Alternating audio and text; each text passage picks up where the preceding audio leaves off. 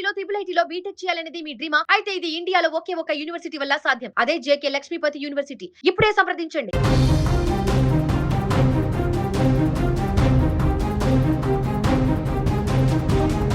తమిళనాడు రాజకీయాల్లో సినిమా వర్గాల్లో ఇప్పుడు ఒకే ఒక్క బ్యానర్ తీవ్ర దుమారం రేపుతోంది.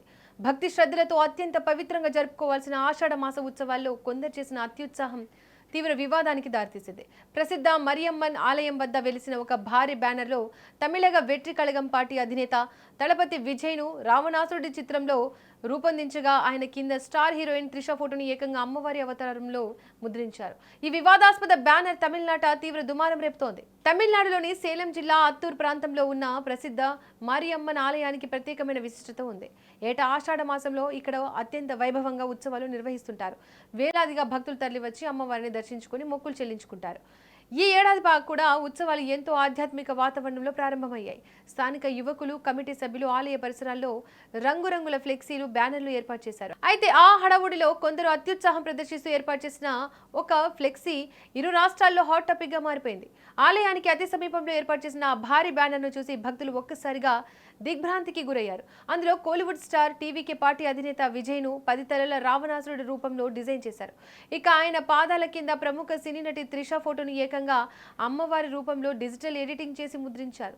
భక్తి శ్రద్ధలతో సాగాల్సిన ఆషాఢ ఉత్సవాల్లో రాజకీయ సినిమా రంగులు పులుముతూ నటీనటులను దేవుళ్ళు, రాక్షసుల రూపాల్లో పోల్చడం స్థానికంగా తీవ్ర కలకలానికి దారితీసింది. ఈ వార్త క్షణాల్లో సేలం జిల్లా అంతటా విస్తరించింది. ఇక ఆ బ్యానర్ ఫోటోలు కొద్దిసేపట్లోనే సోషల్ మీడియాలో వైరల్ అయ్యాయి. దీంతో విజయ్ అభిమానులు, త్రిష అభిమానులతో పాటు సాధారణ నెటిజన్లు, స్థానిక భక్తులు తీవ్ర ఆగ్రహం వ్యక్తం చేశారు.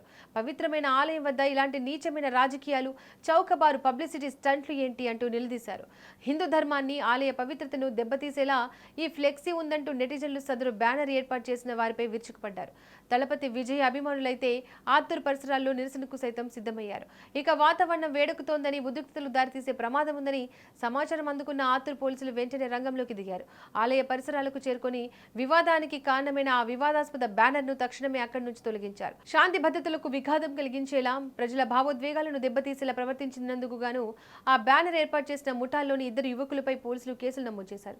అసలు ఈ పని వెనుక ఏమైనా రాజకీయ కోణం ఉందా, లేక కేవలం పబ్లిసిటీ పిచ్చిగా చేసిన పనా అనే కోణంలో పోలీసులు లోతుగా దర్యాప్తు జరుపుతున్నారు.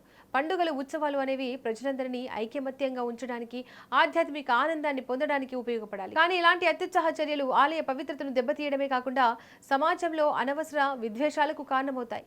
పోలీసులు వేగంగా స్పందించడంతో పెద్ద ప్రమాదం తప్పినప్పటికీ సినిమా, రాజకీయం, ఆధ్యాత్మికతను వేర్వేరుగా చూడాల్సిన అవసరం ఎంతైనా ఉందని ఈ ఘటన నిరూపిస్తోంది.